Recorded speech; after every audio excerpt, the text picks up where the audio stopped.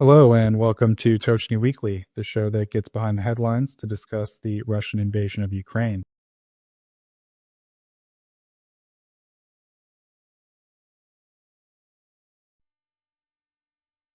These are the main headlines as of February 9th, 2025. Up first, we have operations news. In the early hours of February 5th, a petroleum storage tank in Russia's Krasnodar territory caught fire following a drone strike. The regional governor acknowledged the attack, stating that military forces intercepted what he described as Ukrainian drones. While no injuries were reported, fragments from one of the downed drones fell onto the oil tank and ignited the blaze, according to him. Local sources referenced by the Astra Telegram channel specified that the target of the attack was an oil storage facility operated by Albashneft LLC. The regional crisis response team later confirmed that firefighters had successfully extinguished the flames by 8:11 a.m. Moscow time. The official statement by the Defense Ministry the following day did not mention the attack. Russia is establishing a new military branch focused on unmanned systems, with plans to recruit up to 210,000 personnel by 2030, according to Commander-in-Chief Alexander Syrsky on February 6th. Syrsky stated that intelligence indicates that Russia aims to create 277 military units specializing in unmanned systems as part of its long-term strategy. His remarks come after a monthly review of Ukraine's drone warfare operations, where he assessed the effectiveness of unmanned systems in combat during January 2025. He emphasized the Ukrainian forces are enhancing coordination between drone units and traditional military formations based on reports from frontline units. According to Syrsky, drone attacks were responsible for destroying 66% of Russian military assets last month. The effectiveness of drone strikes has also risen, with a 7% increase in successful targets compared to December. Ukrainian FPV drones accounted for nearly half of all the recorded damage inflicted. Ukrainian forces have initiated a new offensive in Russia's Kursk Oblast, according to President Volodymyr Zelensky. He reported that Ukrainian troops have advanced by 2.5 kilometers in the region in an interview with Reuters. Zelensky also stated that thousands of North Korean soldiers have resumed combat operations in Kursk Oblast after a temporary withdrawal lasting several weeks. During his evening address on February 7th, he reiterated that Russian forces have once again deployed North Korean troops to the area, with renewed clashes occurring along the front. According to him, the fighting has resulted in the deaths of hundreds of Russians and North Korean soldiers.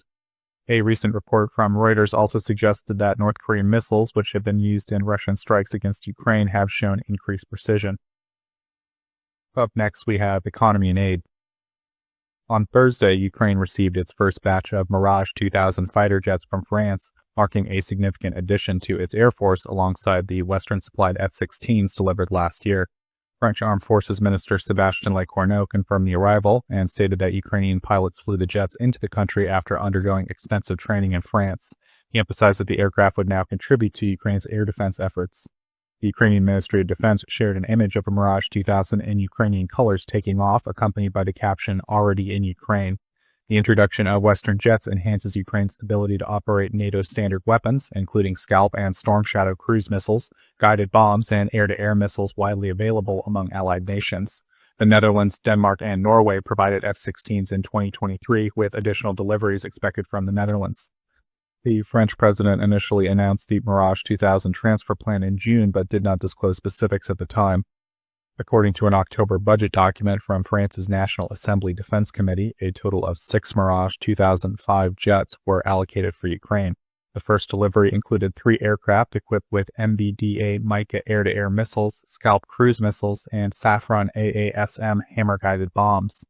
These jets also feature 2 30mm cannons and 9 hardpoints for various munitions.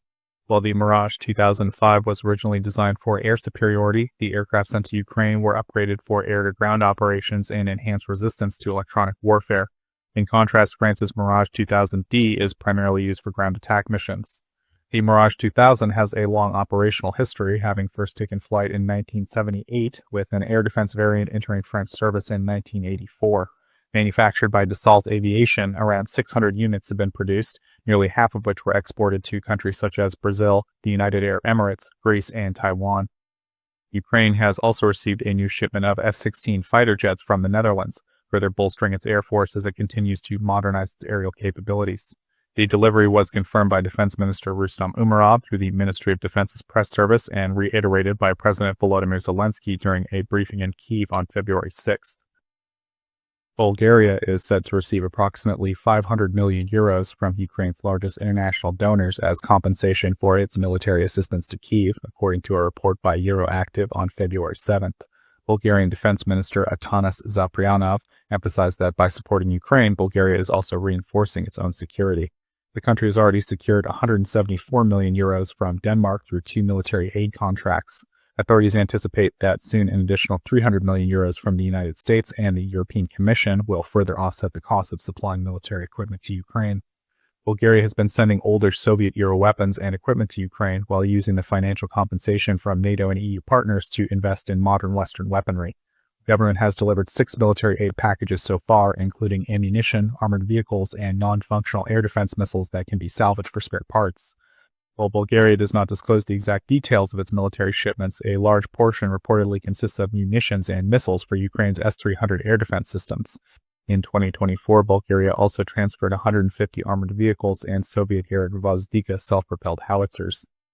Despite the strategic and financial benefits of aiding Ukraine, pro-Russian political factions in Bulgaria continue to push back against such assistance. Konstantin Konstantinov, the leader of the pro-Russian Revival Party, reiterated Kremlin narratives on January 11th and advocated for Bulgaria to reclaim southern Bessarabia, a region within Ukraine's Odessa Oblast. Belgium will allocate 1.7 billion euros in tax revenue generated from frozen Russian assets to support Ukraine, according to a report by the Belgian publication VRT. The funds come from taxes collected on Russian holdings managed by Euroclear, a major financial services company headquartered in Belgium. Euroclear's latest financial records indicate that last year alone, Russian assets blocked within the institution generated significant tax revenue for the Belgian government. These funds will now be redirected as aid to Ukraine. In total, approximately 183 billion euros in Russian assets remain frozen at Euroclear, consisting of cash, securities, and loans that Russian entities can no longer access due to international sanctions imposed after the full-scale invasion of Ukraine. Euroclear plays a significant role in the global financial sector, although the Belgian federal government holds only around 12% of its shares, with the remaining ownership divided among regional governments and banks. Before the sanctions, the company provided financial services to Russian companies and the government, but all transactions were suspended following the imposition of economic sanctions. The interest generated from the frozen Russian funds is being transferred to a dedicated account at Euroclear, where it contributes to European financial assistance for Ukraine. Erlend Smetanin, Ukraine's Minister for Strategic Industries, announced a new partnership between the Ukrainian defense industry, JSC, formerly Ukroboronprom, and Poland's state-owned defense company, the Polish Armaments Group. I thought that was going to be hard, but it's just Polish Armaments Group. The agreement signed on February 3rd aims to enhance cooperation in ammunition production, equipment, maintenance, and air defense capabilities. Smetanin detailed that the agreement will facilitate the production of ammunition, the servicing of armored vehicles and artillery, and efforts to strengthen Ukraine's air defenses.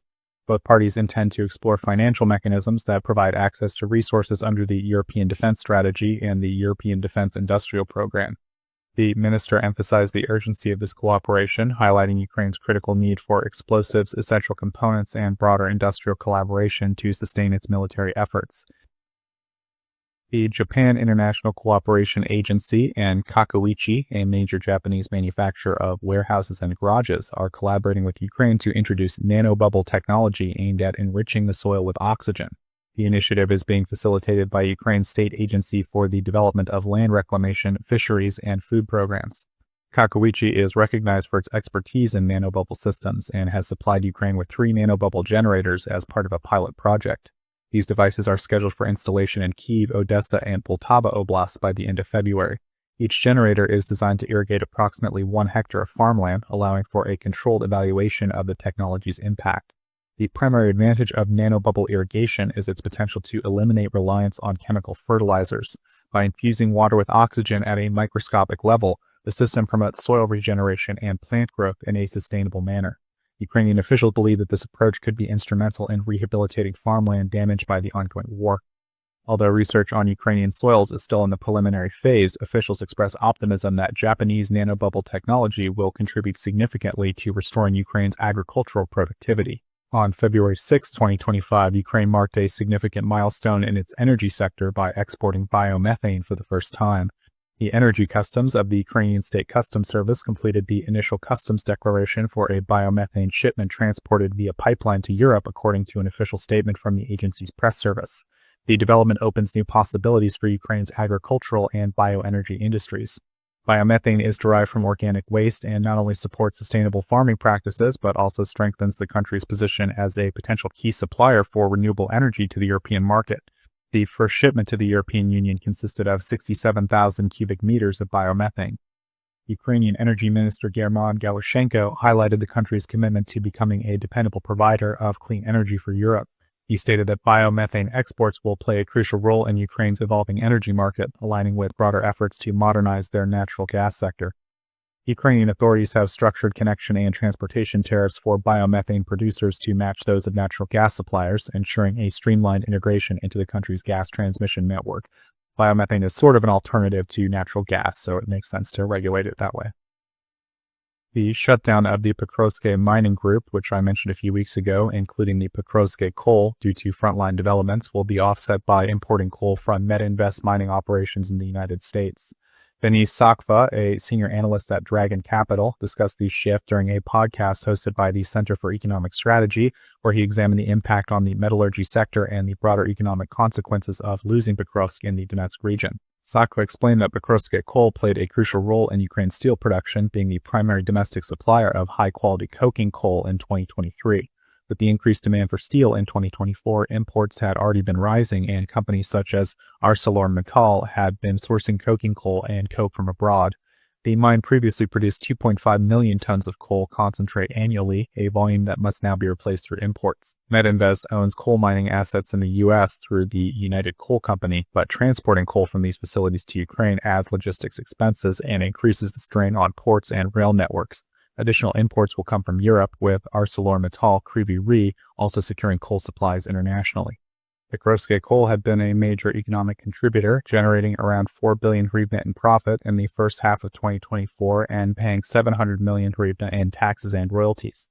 Despite the loss of the key facility, Ukraine's metallurgy sector experienced growth in 2024, even after the loss of Mariupol, a city that had housed modernized plants for producing flat-rolled steel. Currently, Zaporizhzhstal is the primary producer of flat products, although its infrastructure is less advanced. Steel production in 2024 reached 7.5 million tons, while rolled product output slightly exceeds 6 million tons. Domestic consumption accounted for about one-third of the output, with 4 million tons exported, bringing in $2.5 billion in revenue. Rail and maritime routes continue to facilitate exports, primarily to European markets, but new trade connections have been established with Turkey and Africa. Ukraine also remains a major exporter of iron ore concentrate and pellets, including shipments to China, with Metinvest, Ferrexpo, and AMKR as key players in that sector. Sakra pointed out that production costs are rising due to higher energy prices, logistics expenses, wages, and taxes, and noted that demand for steel and iron ore in Europe is currently weak, making significant growth in 2025 unlikely unless driven by developments in China's economy. The U.S. Justice Department under President Donald Trump is shutting down Task Force Kleptocapture, the unit responsible for targeting Russian oligarchs' assets and enforcing sanctions. The decision, outlined in a memorandum from newly appointed Attorney General Pamela Bondi, marks a shift in priorities for the department. The move coincides with Trump's push for negotiations between Ukraine and Russia, which he claims are aimed at ending the ongoing war.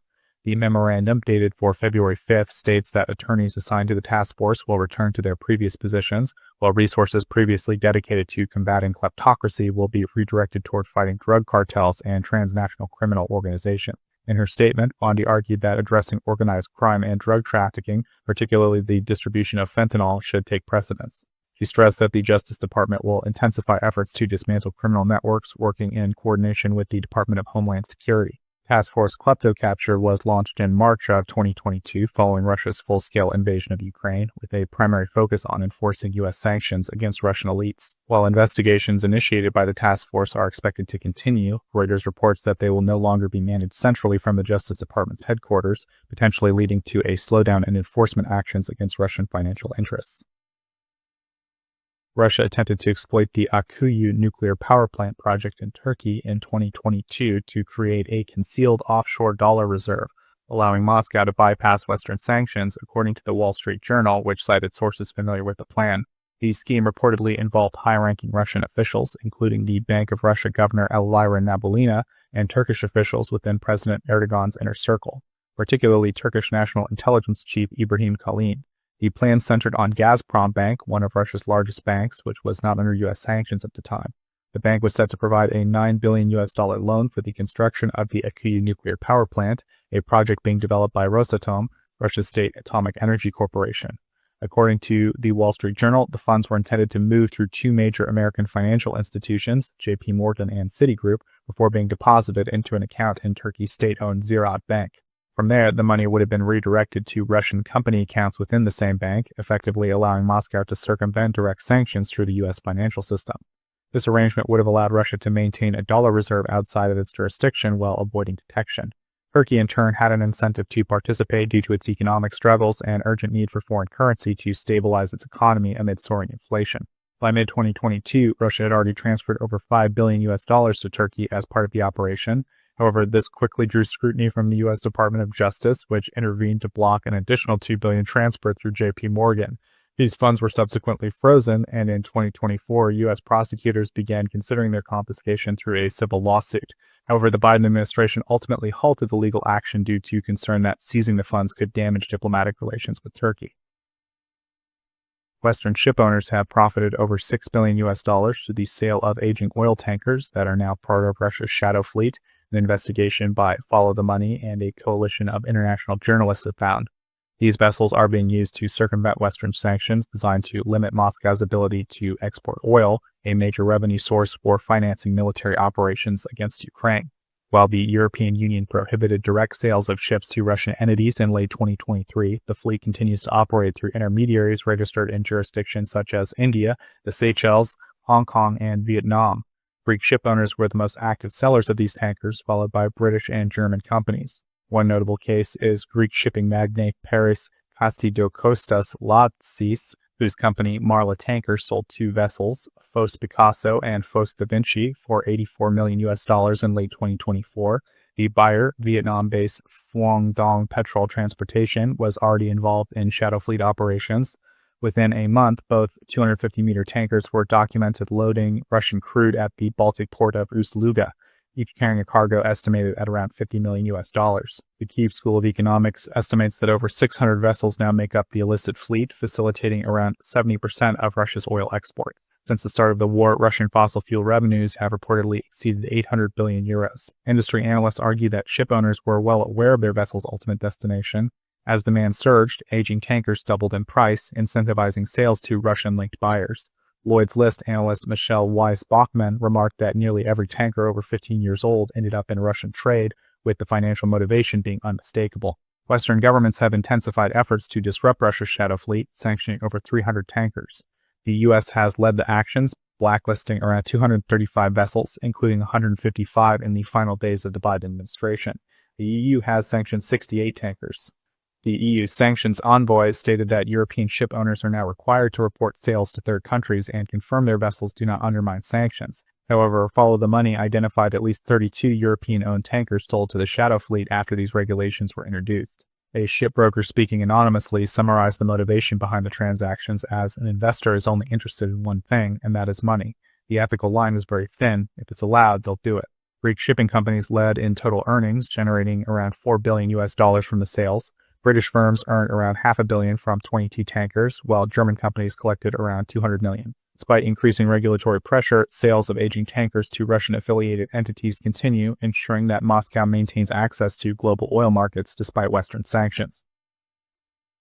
Russia is preparing to expand its legal authority to seize frozen funds belonging to foreign companies and investors in response to Western sanctions. According to Reuters, the Russian government's legislative committee has approved a draft law detailing the process for confiscating foreign property as a retaliatory measure against countries that have frozen Russian assets. The bill, developed by Russia's Ministry of Justice, builds on a decree signed by President Putin in May of 2024, which targeted U.S. property and securities as potential compensation for losses incurred from asset seizures in the United States. The new law, however, broadens the framework to include all nations deemed, quote, unfriendly by Moscow, essentially those that have imposed sanctions on Russia over its war in Ukraine.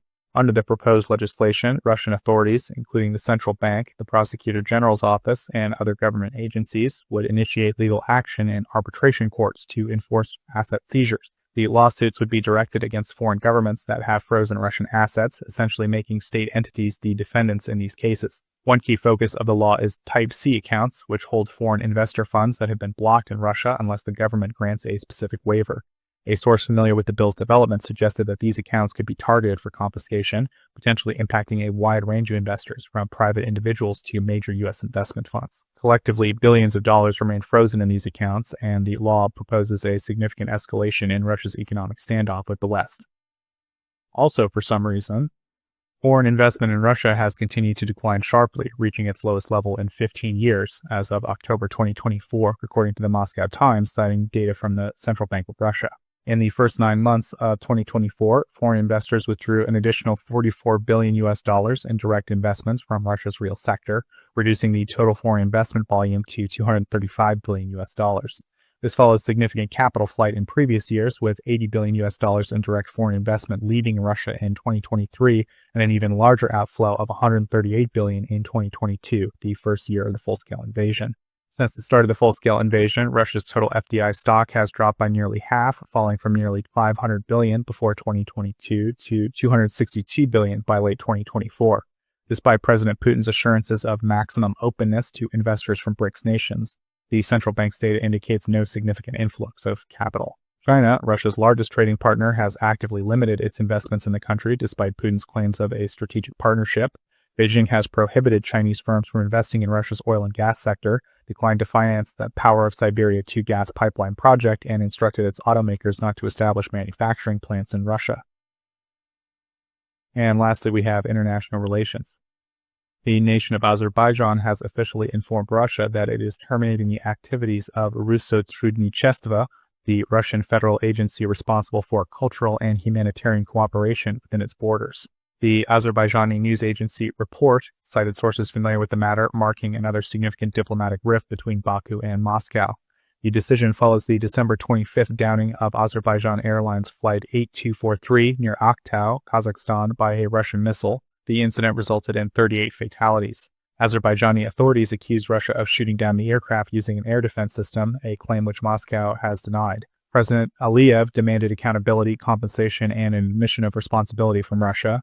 While President Putin has issued an apology, he stopped short of accepting blame for the incident, which has caused tensions. According to sources, Azerbaijan remains firm in safeguarding its sovereignty and rejects any foreign interference in its internal affairs. Officials emphasize that the country is financially independent and does not require external aid, particularly when such assistance involves non-transparent activities that could have intelligence-related objectives. Azerbaijani law enforcement has taken control of the organization's headquarters in Baku, known as the, quote, Russian House. Authorities revealed that the organization had been operating in the country without proper registration, raising concerns about how it was allowed to function without such authorization.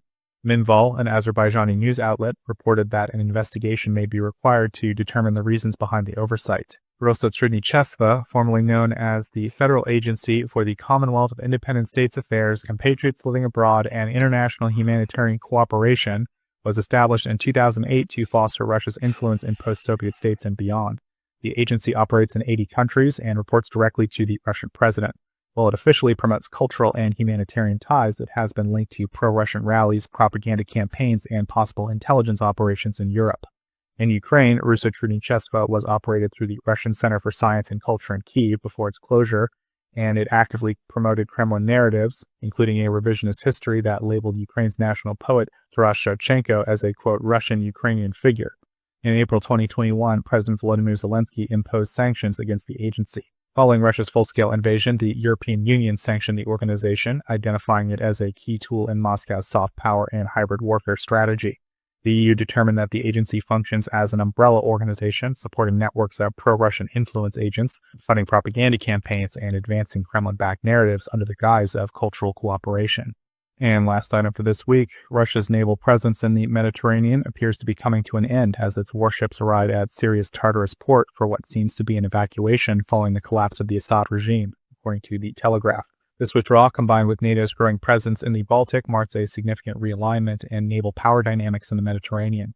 Tartus, Russia's only naval base in the Mediterranean, has been a cornerstone of its regional strategy since the 1970s. Its importance grew substantially after 2015 when Moscow intervened in the Syrian civil war to support Bashar al-Assad.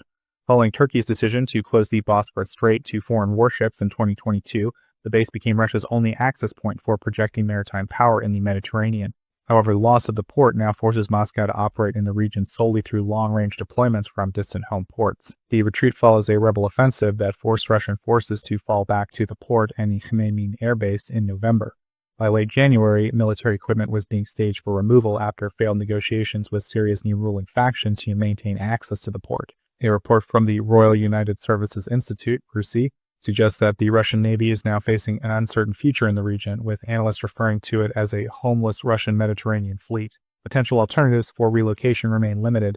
While Russia has explored basing operations in Algeria, Sudan, and Libya, none appear to be viable replacements. According to RUSI, Algeria has no strong incentive to host Russian forces, negotiations over Port Sudan remain stalled, and Libya's infrastructure poses logistical challenges. Despite the setback, Russia will likely continue operating in the Mediterranean, but its ability to maintain a permanent naval presence will be severely diminished.